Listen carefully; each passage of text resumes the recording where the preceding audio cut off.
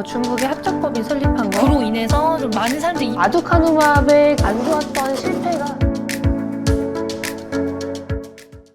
안녕하세요, 월리버입니다. 여러분 정말 오랜만에 돌아온 월리버예요.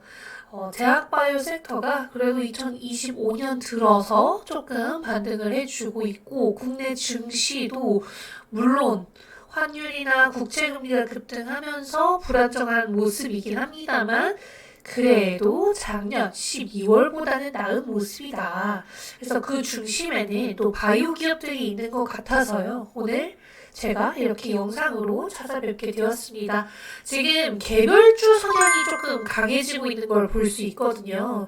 지금 바이오 기업들을 보시면 대형 바이오 기업들 위주로 약속을 하나 둘 지켜나가고 있는 모습을 볼 수 있습니다. 작년부터 그런 흐름이 많이 보여지고 있는데, 올해 임상 3상부터 상업화를 앞둔 기업들이 꽤나 많고요. 미국 쪽에서 매출이 올라올 기업들이 몇 곳 있기 때문에, 그런 관점에서 올해 또한 작년과 더불어 약간의 터닝 포인트가 될 수 있지 않을까. 그렇다면 바이오가 주도 섹터가 될 수 있는 건 거의 확실하다. 저는 그렇게 기대를 하고 있습니다. 그래서 올해 또한 작년과 마찬가지로 기대하는 것들이 나오는 시기가 될 수 있다. 물론 매크로적인 이슈 때문에 약간 불안정할 수 있지만, 개별주 좋은 기업을 잘 찾아낸다면 확실한 상승을 볼 수 있겠다. 그렇게 보시면 될 것 같습니다.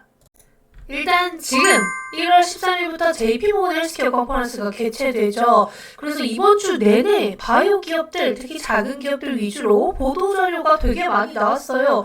그런데 작년 혹은 재작년 같은 경우에 이렇게 보도자료가 많이 나오고 JP모건 헬스케어 컨퍼런스에 간다라는 얘기가 나올 때 엄청난 기대감이 반영이 됐었어요. 특히 제약바이오 섹터 자체를 이끌어주는 만큼 다 같이 올릴 수 있을 만큼의 기대감이 반영됐었는데요. 올해의 경우에는 그런 모습이 보이고 있지 않습니다. 오히려 매크로적인 이슈, 정치적인 이슈가 더 크게 반영이 되고 있기 때문에 오히려 이제 매년 심각했었던 개최 이후의 세론 없을 수도 있겠구나. 이제는 제약바이오 섹터를 다들 볼 때 정말 단기적인 트레이딩 관점 혹은 이런 학회 관점에서 잠깐 들어갔다 나오는 것이 아니라 기업별로 개별 기업이 얼마나 좋은 영향을 갖고 있고, 이런 학회에서 정말 얼마나 중요한 것들을 체결하거나 미팅을 하는지를 보시기 시작하신 것 같습니다.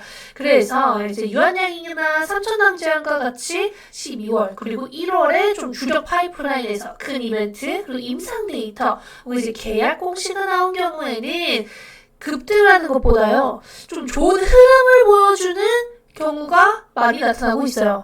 유한양행도 이번에 존슨앤존슨에서 레이저 트립과 아미반타맙의 병용 투여 탑라인을 발표했지 않습니까? 그러면서 이제 급등을 상한가를 가고 이런 모습을 보여준다기보다는 하루에 2, 3%씩 혹은 이제 지속적인 우상향 패턴을 보여주는 게 조금 더 요즘에는 많이 보이는 흐름이고요. 삼천당제약도 마찬가지로 아일리아 관련해서 계약 공시가 12월 말에 나왔을 때도 그런 관점으로 조금씩 계속해서 우상향을 하는 모습, 거기에다가 그 다음 공시까지 기대를 할 수 있는 그런 모습들을 많이 보여주고 있습니다.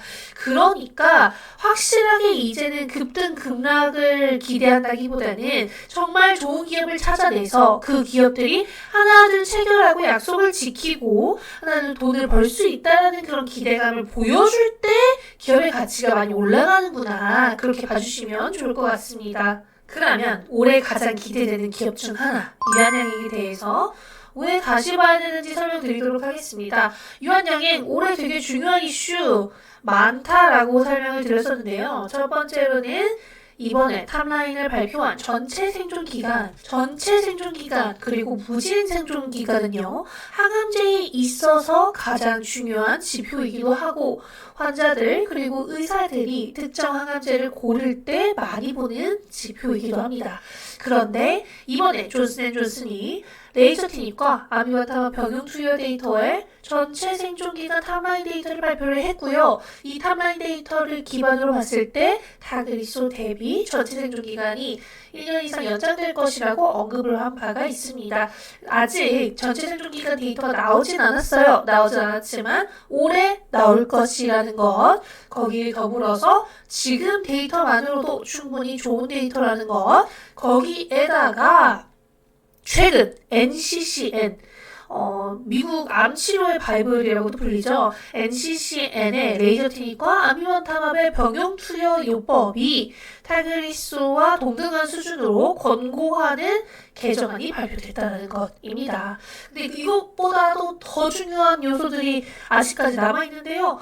미국, 유럽 쪽은 승인 완료가 되었고 중국, 일본은 올해 승인 결과가 나오게 됩니다. 그리고 올해 내로 아미반타맙의 SC 제형 결과도 나올 것이고요. 마지막으로는 여기서 더 중요한 거, 유한양행이 올해 실적은 마일스톤의 로열티에 그리고 국내 랭나사 매출까지 충분히 좋은 실적 보여줄 수 있을 것이라는 것입니다. 그래서 이 모든 것들이 합쳐져서 결국에는 유한양의 가치가 한 번 더 점프할 수 있지 않을까. 작년 말에 조금 하락했었던 것이 최근 존슨앤존슨 탑라인 데이터 발표로 올라와주고 있는 것도 사실이고요. 존슨앤존슨이 아마 JP1 헬스케어 컨퍼런스에서도 확실한 언급을 해주지 않을까.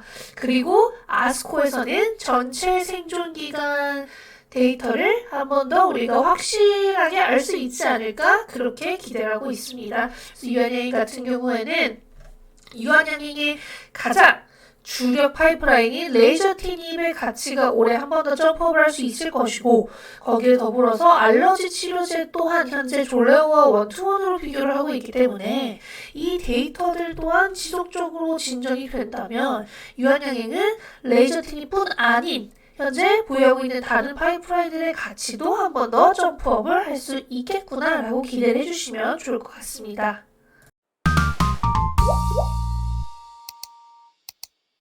최근에 국내 대형 기업들의 지속적인 파트너십 그리고 대형 기업들의 미국 진출이 정말 확실해지고 있어요. 특히 올해 기대되는 기업들 많거든요. 제가 이전 영상들에서도 계속해서 언급을 드리고 있지만 셀트리온 같은 경우에는 작년부터 미국 직접 판매 확실하게 잘하고 있는 중이고 녹십자의 혈액글로불린 제제 알리글로도 올해부터 매출이 확실히 많이 나올 수 있을 것이고 거기에다가 HK 이노엔 같은 경우에도 K캡 미국 FDA 승인 여부가 나오게 될 것입니다. 거기서 나아가서 SK바이오팜의 경우에는 엑스코프리의 미국 매출 꾸준히 너무 잘 올라주고 있어서 엑스코프리는 걱정할 것도 없겠고요. 여기서 더 나아가서 알테오젠의 키트루다 SC 제형 승인 여부도 올해 나오게 될 것입니다.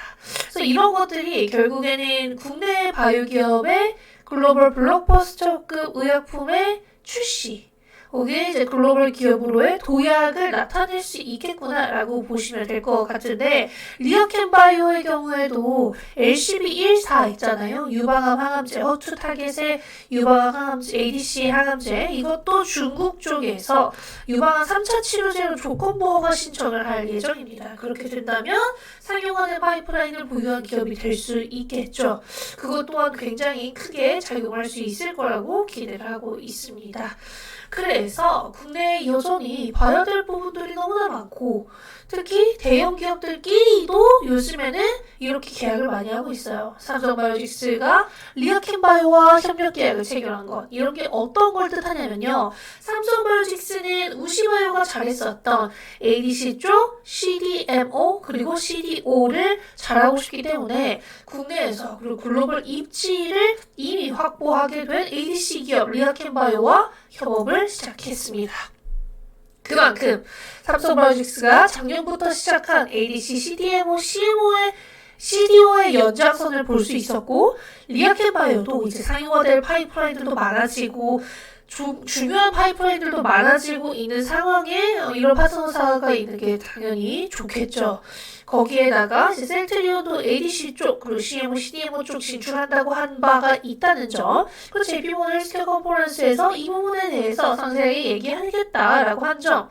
거기에 이제 진펜터 현황까지 알 수 있겠다라는 점. 그냥 대형 기업들도 자체적으로 혹은 협력을 통해서 지금 글로벌 입지를 아주 잘 다지고 있다. 그래서 우리나라 기업들 실적도 작년 하반기에 나쁘지 않았어요. 근데 올해는 더 좋아지지 않을까 그렇게 기대를 하고 있다라는 것이죠.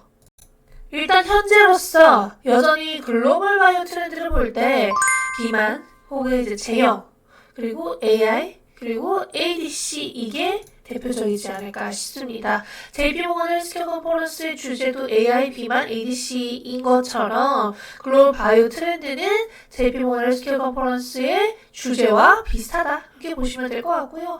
생산과 공급 측면에서 중국 기업을 지금 배제하고자 하는 미국의 의지는 여전히 보여지고 있습니다만 중국 기업과 계약을 하거나 라이선스 딜 그러니까 이제 M&A를 체결하는 미국, 유럽 바이오 기업들은 여전히 넘쳐납니다.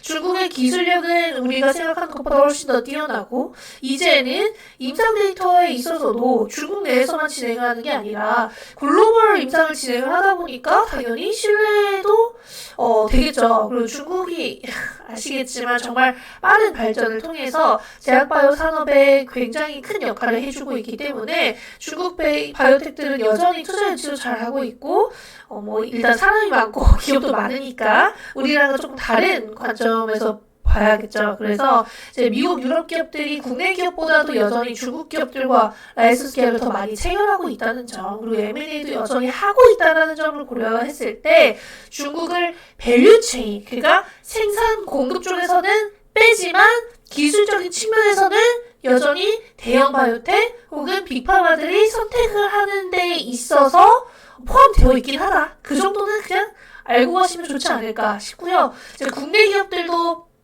작년부터 글로벌 바이오 기업으로서의 입지를 다지고 있고 올해는 그 결과들이 더욱 빠르게 나올 전망이기 때문에요. 2025년의 제약바이오 산업 자체는 주가랑 상관없이 좋지 않을까. 산업이 성장을 하는 것은 확실합니다. 산업 자체는 성장할 것이고 임상 후기 단계에 있는 파이프라인도 점점 많아지고 점점 임상 데이터도 좋아지고 있는데 작년보다도 밝아지고 있는데 주가는 조금 다르게 갈 수는 있겠죠. 매크로적인 이슈가 굉장히 크게 다가온다면 다만 장기적인 관점으로는 이 구조적인 성장은 계속될 것으로 저는 판단을 하고 있어서 오히려 괜찮지 않을까. 국제금리나 환율로 인한 이슈는 있겠지만 개별적인 이슈가 지금 제약바이오 산업에 있어서 중요하다 보니까 개별적으로 좋은 이벤트 있는 기업들 위주로 봐야 한다. 그러니까 정말 좋은 기업들만 보시길 추천드리겠습니다. 특히 올해는 임상 3상 그리고 승인 이슈가 있는 기업들 꽤나 많으니까요. 계속해서 월리버 채널 구독하시고 시청해주시길 바라겠습니다. 오늘도 시청해주셔서 감사하고 다음에 뵙겠습니다. 안녕.